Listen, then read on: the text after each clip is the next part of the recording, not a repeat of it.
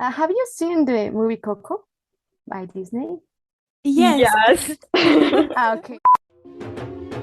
Hey guys, this is Agnibarna. And Myra, Welcome to the Hidden Coconuts podcast. the show that dives deep into the lives of us coconuts, brown on the outside, white on the inside. Or in other words, those of us who identify as both South Asian and North American, juggling two identities, contemplating how they coexist. If you empathize, or you were just in the neighborhood, stick around and let's get cracking our inner coconuts.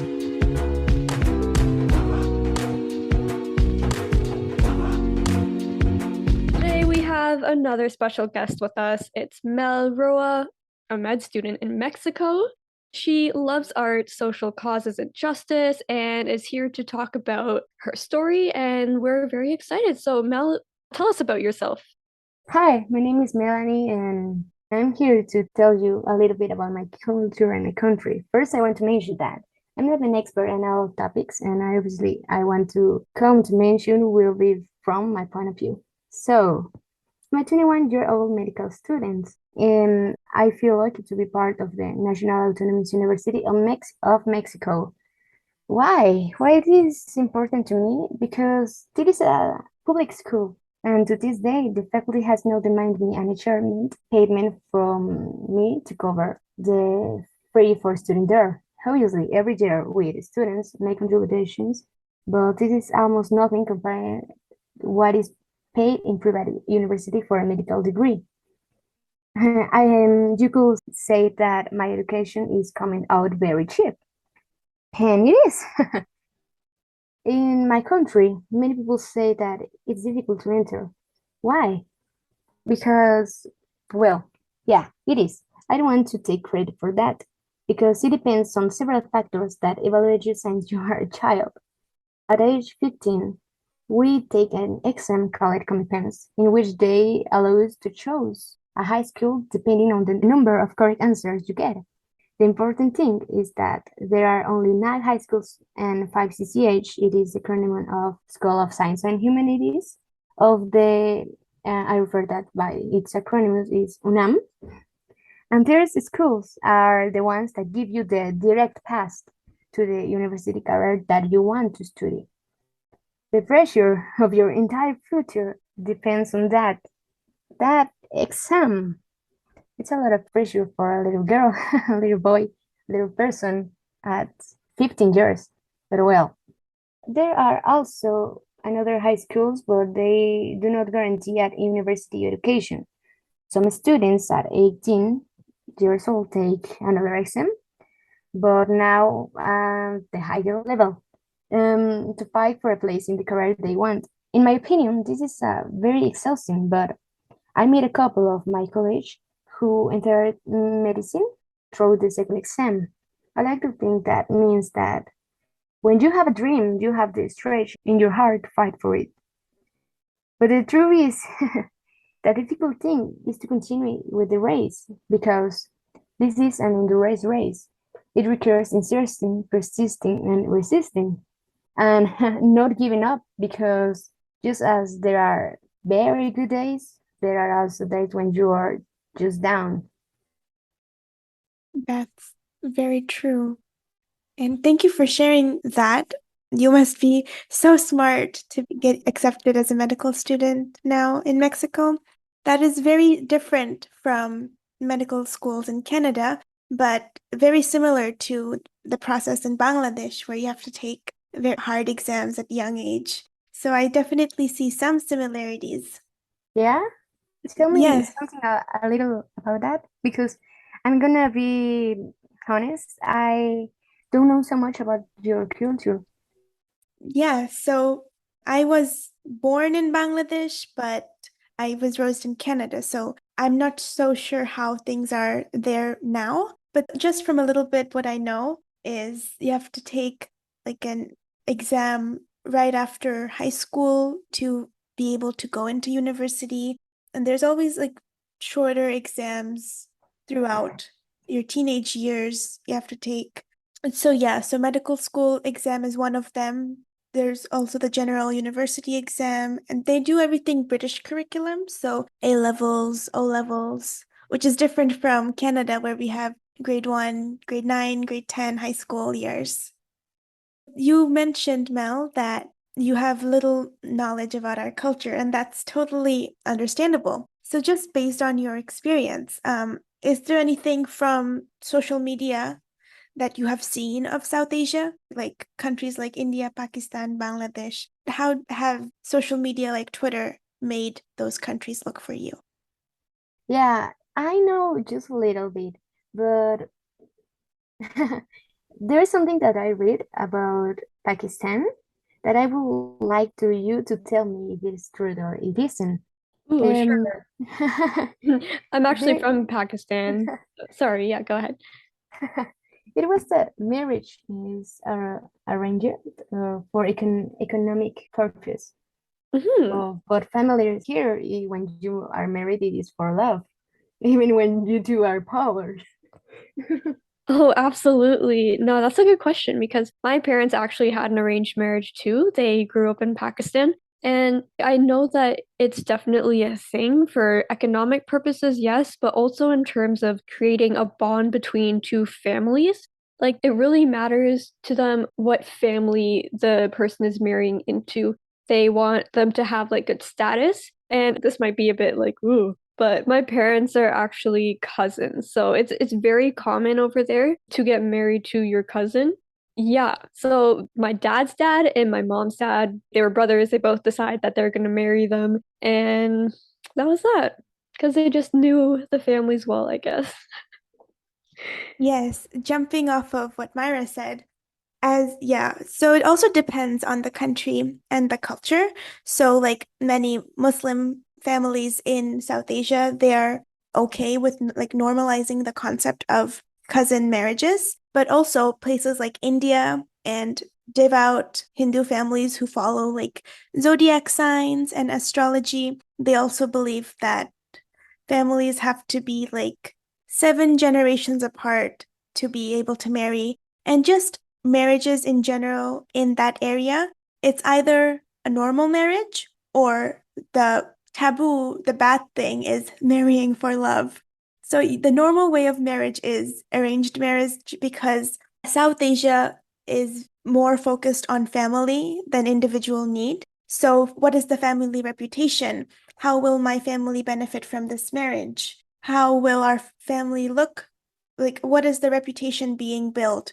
So, yeah, it's a lot about face and family power, what your family gains from marrying into a certain family more than how much you love the other person. Love usually comes afterwards.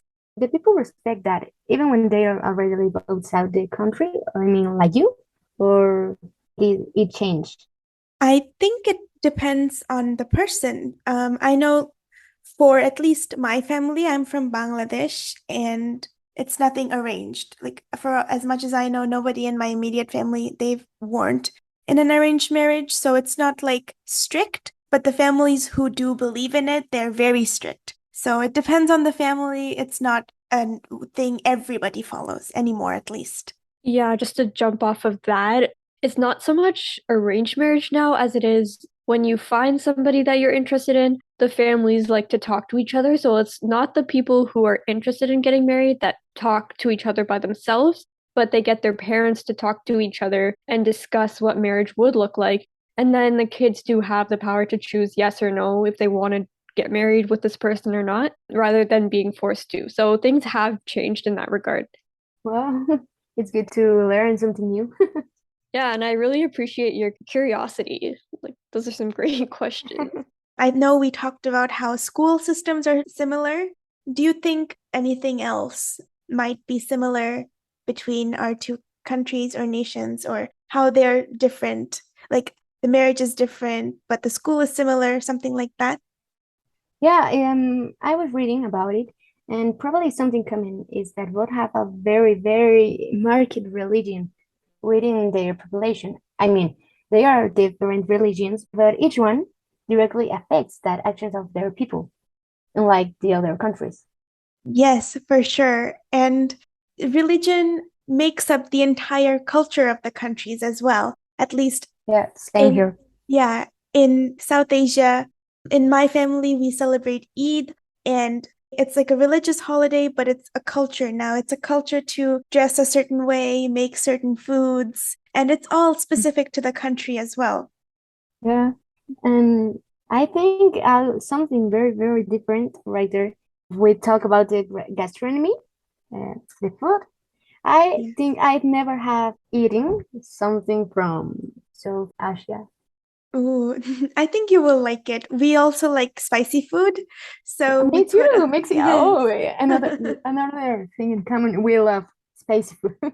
Yes, we put a lot of turmeric and red chili powder in our foods. Something very common and very popular is biryani, which is a special type of rice cooked with spices and chicken or some other type of meat.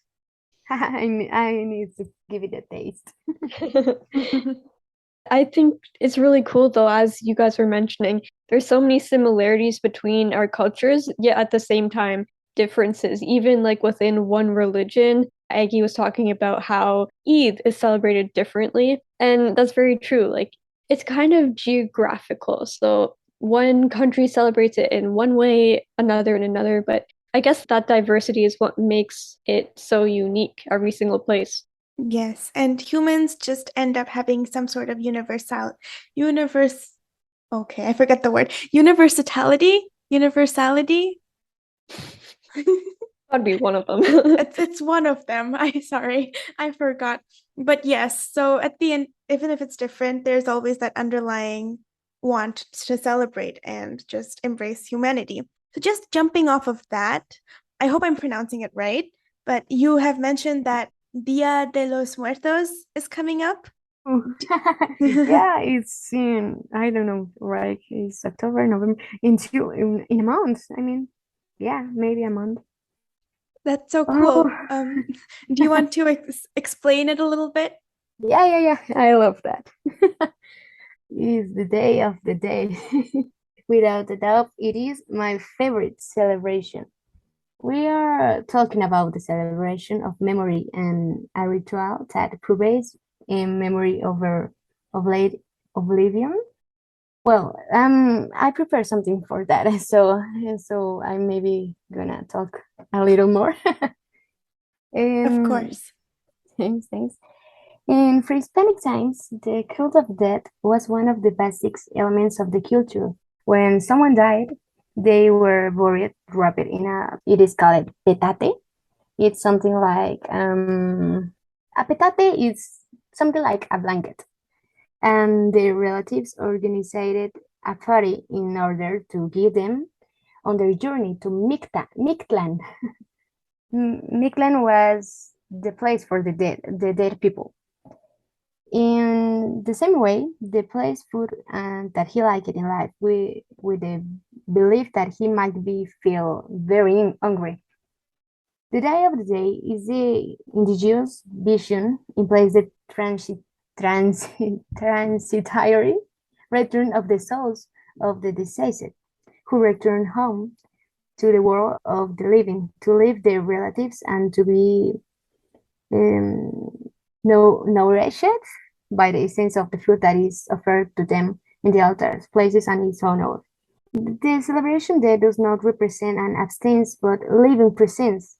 What I mean, death is a symbol of life that materializes in the altar. In this sentence, it is a celebration that carries great population importance, since it includes various meanings from philosophical and material. The celebration takes place on November 1st and 2nd, since it was divided into two categories. According to the Catholic calendar, November 1st corresponds to All Saints, a day dedicated to the little dead or the children, them who died when was a little kid. And November 2 to the faithful departed. This is to adults. Every year, many families place offerings and altars decorated with cempasúchil flowers. And you don't know, you know how is the cempasúchil flower? I don't. It is a little flower orange that has a lot of petals. And I don't know how to explain this in passage of flowers. Well, Well, I'm going to continue. Have you seen the movie Coco by Disney? Yes. Yes. We Okay, that is that is a good representation, but all the flowers orange or pear, they are the cempasúchil. Well, and also in the altars are chopped paper, that is, it means papel picado. Sugar skulls, dead bread mole. The mole is our traditional food, Mexican, that is a lot of sauces. It's so delicious. Right now I want a little mole. Okay. And some dish that refer that the relatives liked it so much. Well, these festivities include decorating the tombs with flowers and often making altars. The tradition also indicates that to facilitate to return the souls of the earth, the cempasúchil flowers petals should be sprayed and candles placed tracing to the path they are going to travel, so that their souls do not get lost and search their destination. In Mexico, this celebration varies from state to state, place to place. However, throughout the country, it was the same principles, bringing families together.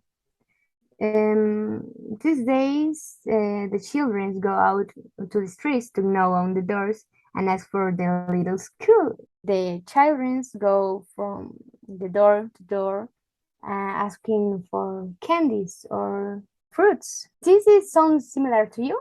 It does. It kind of sounds like Halloween. Yeah. Yeah, it is very similar.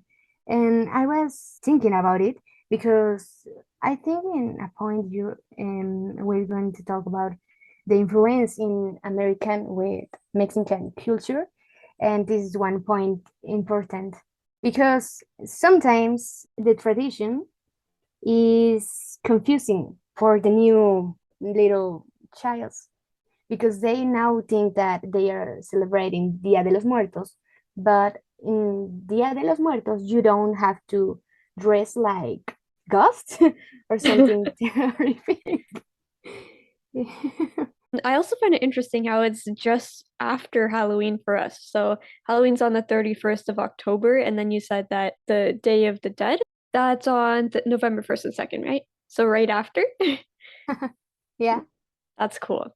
I'm curious, maybe there's like an influence, like maybe, I don't know what came first, but maybe one of the days was kind of taken, yeah. like influence, you know? Maybe it could be, but I'm not sure because the tradition in Dia de los Muertos, it's Mhm. signs, I don't know if you know, but when Mexico was created, it was coincided by Spain. Oh, okay. So since there, I think we have this little tradition. Well, it isn't little with this tradition. And one thing I want to talk, would like to talk about with you is in Mexico, they only a costume you can use to be in Dia de los Muertos. It is la Catrina. I don't know if some women have seen a Catrina. Hmm. I No? don't think so. I'm thinking of the movie Coco, but I Yeah, forget. yeah. Yeah, it is something representation, but a little because there's something in the movie that are not real, but the sense is the same. La Catrina is a school of female gender dressed in her best and most colorful clothes, wearing a huge hat and full of flowers and colors, and has many, many, many, many meanings. She was credited as a figure of criticism of social dresses by Guadalupe Posadas. La Catrina is characterized by the representation of the cempasúchil flower in the eyes, the cross on the forehead, symbolism on the chins, and that everything you paint on the Catrina has to do with Mexican art. So it's so much representative of us. It was class of cultures, and now people like to dress like very scarce things. But I don't blame them. It's so funny. I mean, I celebrate the two traditions. I'm in October dressed like a ghost, and November I am at Katrina. So for me, it's cool these two cultures. That's so interesting. And I love how you described it. And you also said that Coco does a good job symbolizing the festival, but at the same time, there are some things that are not true. So there is a lot more, just from what I've seen, a lot more Spanish representation in like American movies and American media. Do you think they are doing a good job with it, or do you think they might be doing something wrong, or they should pay more attention to sharing more of something else? I think, yeah, it's because I like it. I like the tacos. Maybe the take an eye of us. But in this case, I mean, Coco, it's a good representation, but there are also movies where you see they are just making blame of Mexican people, talking bad about us or making jokes about the way we are. So in that moment, well, I don't know the rest of the people, but I don't know how it was the world. I could be annoyed about that. I think we can also relate to that a little bit because our cultures and our race is also not portrayed very nicely either. And it is sad because people learn from that and they start to make their own ideas about who we are as a people, even though they don't really know the truth. So I hope that, especially moving forward, the representation can change and just get better because that's an important piece, you know? Yeah. Yes, and it's true that how sometimes American movies can be hit or miss with cultural exploitation or appropriation because Yeah. something that is common for American movies to do is if it's a non-American or European country, they put like a yellow color, yellow filter on top of the Yeah. movie to make it Yeah. show that it's a foreign country. I don't know. That's weird how like Hollywood sees other countries, like they look down upon other countries that they don't think are white, I guess, in a sense. Social media is powerful and people do consume and embrace everything or mostly everything they see on Twitter, Instagram. So I'm pretty sure social media is also a big thing in Mexico. So, do you think your own culture or the way younger generations are embracing Mexican culture is changing or different because of American media? Yeah, I think we have changed a little. I think you become what you consume. Lately, I see more support for Latin culture in music, movies, and art from another countries. But honestly, as a person, I consume products speaking from music, American music, and all that. I follow fashions from another countries, and my personality has been based on that. I like it. It's not that bad thing, but I think everyone usually does. But maybe it is lost a little of Mexican. I don't know how to say it. If I had lost a little of my, I'm not less Mexican, but some things I don't understand like another people right here.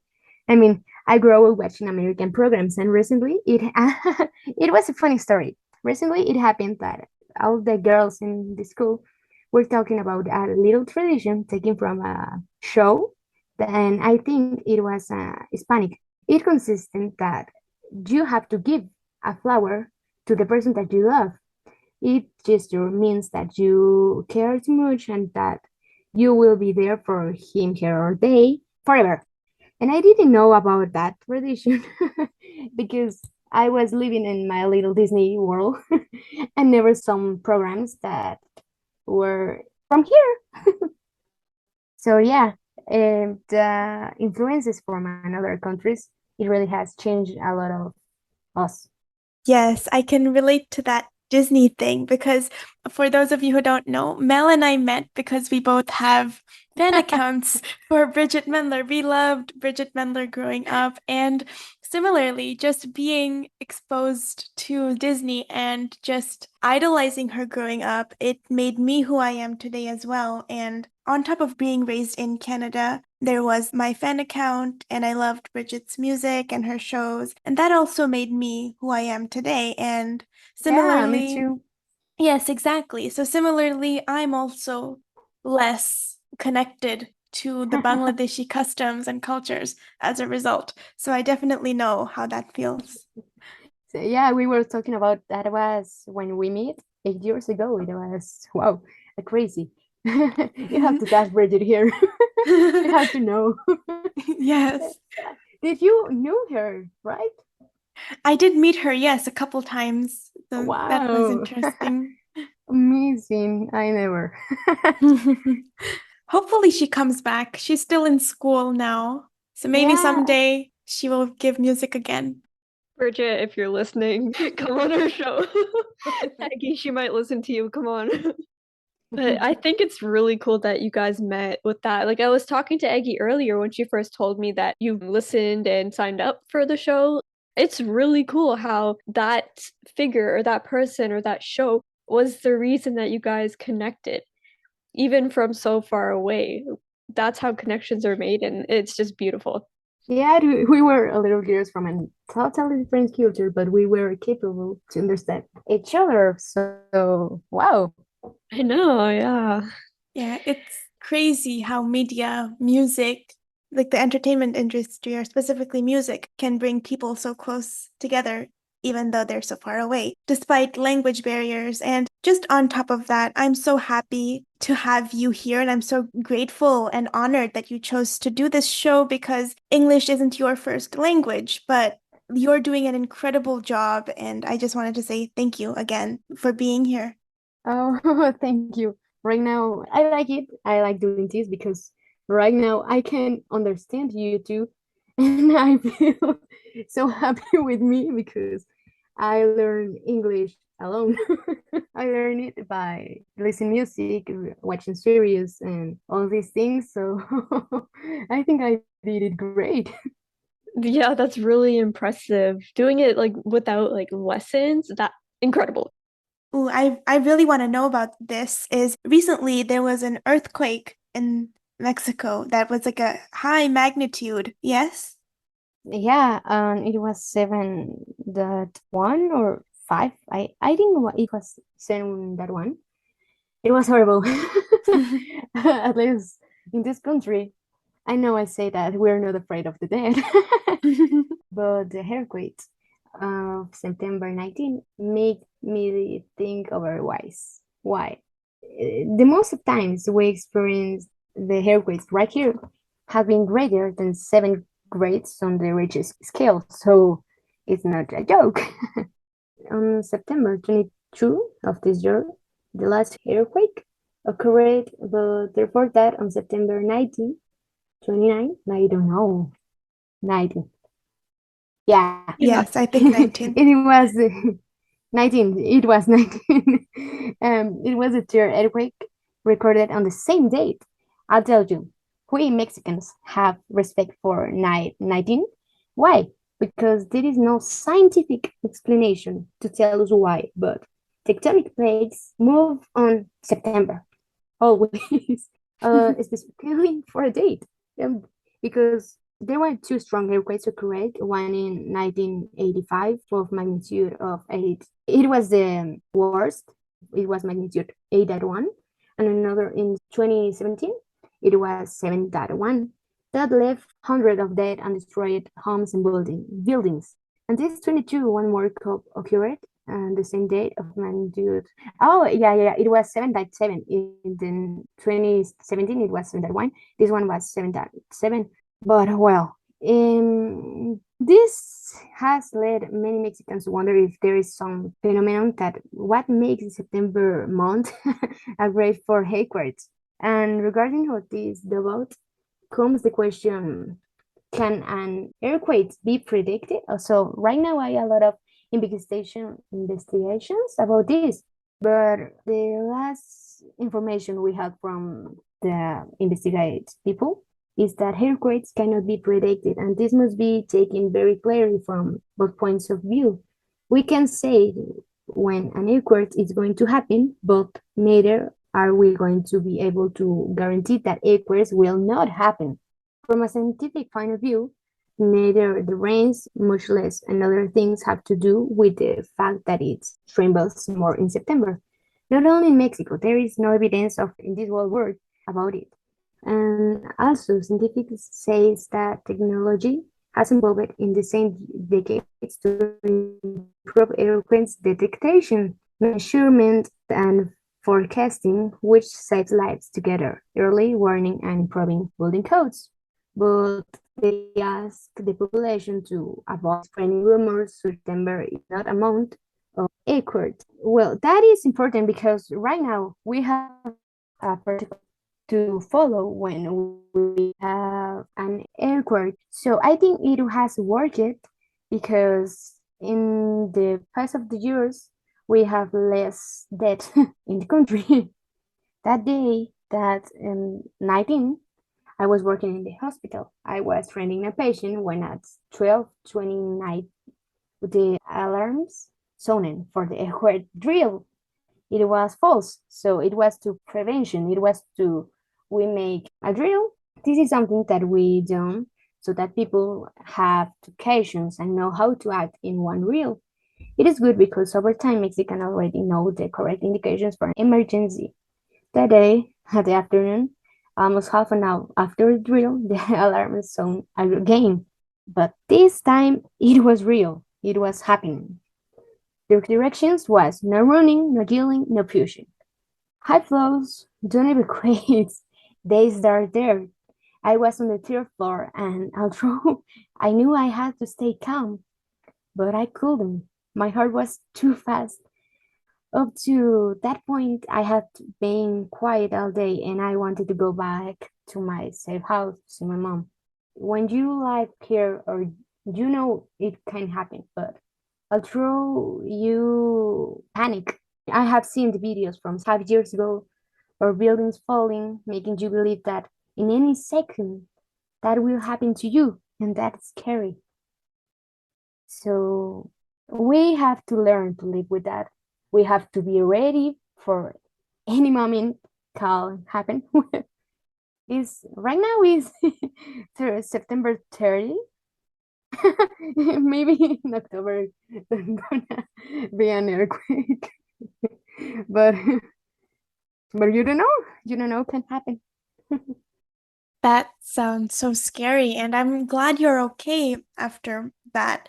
Earthquakes aren't too common in Canada, but in Bangladesh, they do happen sometimes. Not as a high magnitude as 7, but it's enough that sometimes when I go visit my family in Bangladesh, we're sitting at home and all of a sudden you feel the chair shaking and Mm. yeah, it's scary so if you don't know what's happening or if you don't have any drills to be prepared on what to do. So it's interesting how this is such a big thing in Mexico and how September is kind of notorious for it, but you don't see it in media or social media a lot. So do you think more people should be aware about this in like countries outside of Mexico? I don't think them know about us, about this kind of information. I think maybe just they know about the bad things, but rarely moment I have seen this information in, I don't know, newspaper from another countries. Interesting. Yeah, and I definitely agree that media just sometimes wants to show you certain things, not everything, to kind of make this image about you like a stereotype to remember you off of, when in reality, there's so many more layers behind a piece of story. There's so much more information and so much more importance that social media, newspapers sometimes don't want to share because of stereotypes. So, yes, I agree that more people should know about this. What do you think, Myra? again, like going back, the fact that you had a drill on the same day that wasn't related, and then it happened again, I think that's like, whoa. And you're right. I feel like the media is so filtered. People that have power get to choose what they want to show. It's very fake, and that's why I hate the news so much. Social media, I think, is kind of different because now we're starting to see different voices of like everyday people sharing their stories, and it's just the raw, unfiltered stuff, the real stuff that's happening, which I think is really good. And I'm just curious, with that experience and the earthquakes, like Aggie said, I'm also very sorry that you had to experience that. I can't imagine how scary it was. What was it like afterwards? Like, did the earthquake change the way you thought about anything? The worst earthquake, maybe it was the 2017. That was the first time I wasn't with my mom. I was in the subway, and in that moment, I think the scare was so much in my body that I just stopped thinking about me, stopped thinking about my interest, and stopped thinking about how was I feeling. I was worried about the rest of the people. In that moment, I wasn't a med student. In that moment, I just was a teenage girl. And you know, that age, you're just worried about yourself, about how you look. No, in that moment, I think really, really marked me. It was important to the way I don't know, I see the life because you start thinking you're gonna die.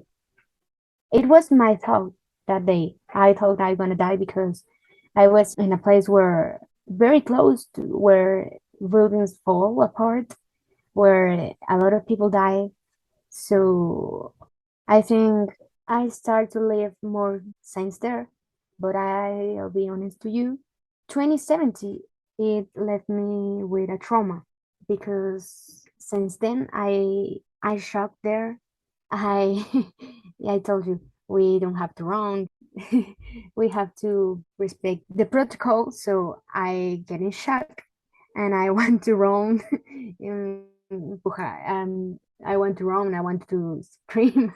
I didn't do it because right now I told you the last week, well, the last one I was in the hospital and people was with me like, doctor, doctor, what we can do? And I was like, I don't know, I just want to cry. But yeah, with trauma, now I want to live my life with like every day I'm gonna die. Because that's true. You don't know when you're gonna die, but I think I am more happy, more happiness. I show my love to the people I want. I show my feelings to everybody. But why? That is important because since that day, I noticed that in me, I show my emotions and my feelings to everyone I want, everyone I love. And yeah, I think it really changed me in that way because I was so much self person and now I am just thinking about the other ones. Wow, I'm getting emotional. That sunk in for sure. I can't, again, I can't imagine like you said, trauma. It is scary and it's kind of like a wake-up call. And I think you brought up a really good point that often people are scared to talk about because it's hard. But like one day we are gonna die and it's scary. But I think part of that takeaway is that you, like you said, you've started sharing your feelings. And wow, like that's just the key right there. I feel like even like in culture, we've learned to kind of filter our feelings and to not really share how we're feeling. It's kind of seen almost as a weakness sometimes, especially for men. But that's like the most important part of our relationships in connecting to people is to let them know how we feel. And if you think about it, I'm not quite sure what we're waiting for sometimes. Why shouldn't we tell people what we're thinking, you know? Yeah, you know, something I noticed about the sorry for say it again, but I noticed that also I became a positive person. Also, I have to these days say always seeing the good part of the things. And I think this is important because when I have a patient and I have to give them a bad news or something like that, well, not that bad, not that bad. So something we can work for it. I noticed that my patients really, really like to talk about me. And I am not psychology, and no, but a lot of patients like that. In this way, I think I'm not changing the world, but I feel like I can change maybe a little word, little part of the world of a person. And that for me is like I am doing something good for my little world. Yes, definitely. And you said doctors and anyone in the healthcare line, they're doing such incredible work and they might not even notice. Like you said, it's just a little world, but it might be just like a little part of your day sharing that positivity. But to your patient, that's their entire life because they're uncertain about what's going on. So when you share that little bit of positivity, it might not change like the entire world, but it changes their personal world. So hats off to you for doing that. And that's so inspiring. I also want to go into medical school. It's a little different in Canada. We have to get a bachelor's degree first, but your stories have inspired me so much to continue on with my education plan. Hey, I love that. I hope you can do it. And sometimes we could be college. It will be amazing. It will be amazing. I would like to. I love my country, but sometimes I like to go out from here. Yes, So, if you ever want to visit Canada, like, we're always here. We'd love to have you. oh, thank you so much. Yo, that'd actually be so cool though. Again, like change doesn't have to be big. It's kind of like it has ripple effects. I'm pretty sure it's this thing we call it the butterfly effect, if I'm not wrong, but it's like a little action you do has waves of impact afterwards. So you might help somebody, they might end up helping somebody because you helped them, and it just keeps going on and on and on. I guess we can never think of any good thing, even if it's small, as too small because it's gonna grow. So I'm so happy to be here, girls. I was listening to the program. I love it. So congratulations, you two, for making this happen. Thank you. And honestly, it would not be here without amazing people like you sharing their story. So thank you for coming on and for being vulnerable because it's not easy to share things sometimes. You did fantastic, even despite the language barrier. I think it was great. And I'll let Aggie speak now. Yeah, Myra said it perfectly. I'm thrilled beyond words that you took the initiative to want to be on this show and share your culture with us. It's going to be so eye-opening for so many people, and I learned so much. There's so many little similarities between cultures and just the way humans are humans that makes you connect with people. And I've known you for so long, I consider you a childhood friend. So to be able to chat with you after all these years, I'm so happy and honored that you chose to be here. So thank you. Oh, thank you, girls. I think I finally go out of my comfort zone, and that's making me happy. You've reached the end of another episode of The Hidden Coconuts. Thanks for listening. Be sure to check out our Instagram at The Hidden Coconuts for bloopers, more of our wandering thoughts, and a chance to be a guest on our show. We love to discuss and tackle everyday coconut quandaries, so stay tuned, and we'll see you on top of the coconut tree soon.